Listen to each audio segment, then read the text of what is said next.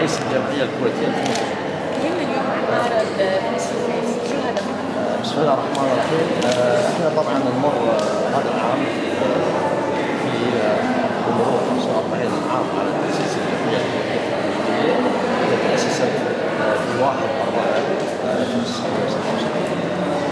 احنا الآن نمر في مرحلة جيل جديد، جيل الرواد، جيل الشباب، ومع الاهتمام طبعا بجيل الرواد الموجودين اللي هم اللي أسسوا الوحدة التشكيلية.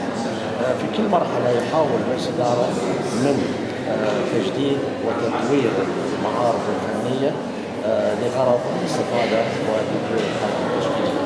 فهذا المعرض بعنوان فيس تو فيس أو وجها لوجه طبعا يأتي ضمن خطة مجلس الإدارة لإعطاء الشباب جرعة جديدة ليستطيع من خلال هذا التنوع، من خلال هذه العناوين الجديدة أن يجسد ويستوحي أفكار ومفاهيم في الفن المعاصر.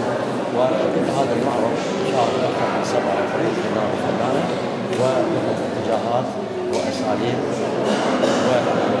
وأفكار يختص كل فنان بروحه وبشخصيته وذاتيته.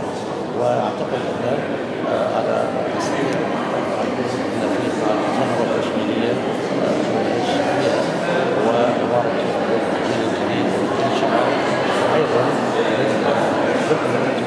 لمتابعتكم الحركه التشكيليه في الكويت، وهدأ جميع المشاركين في هذه يعني اللوح مش رسم بس، عبارة عن تصوير مع رسم. طبعا مثل ما قلت انا قبل شوي، الاعمال الفنيه هي خاصه باسلوب كل فنان. هناك جرافيك ديزاين وديجيتال ارت وتصوير فوتوغرافي واعمال مرسومه بالالوان الزيتيه والاكريليك، ونستخدم فيها حتى قلم رصاص. وكل فنان يحاول ان يعبر من خلال وجه لوجه الفكره اللي هو يفهمها باسلوبه وبادواته وباتجاهاته اللي هو يستطيع ان يحصل. فنانين موجودين كويتيين. كبقيه الجمعيات الاخرى فنانين جميعهم كويتيين وهم اعضاء في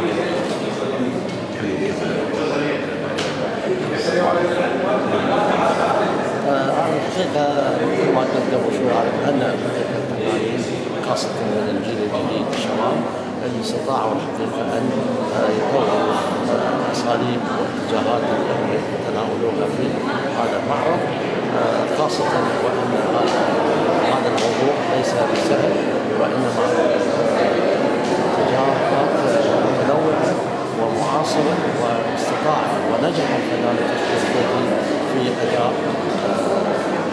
هذا العنوان باحسن صوره. وانا غني في هذا المشروع.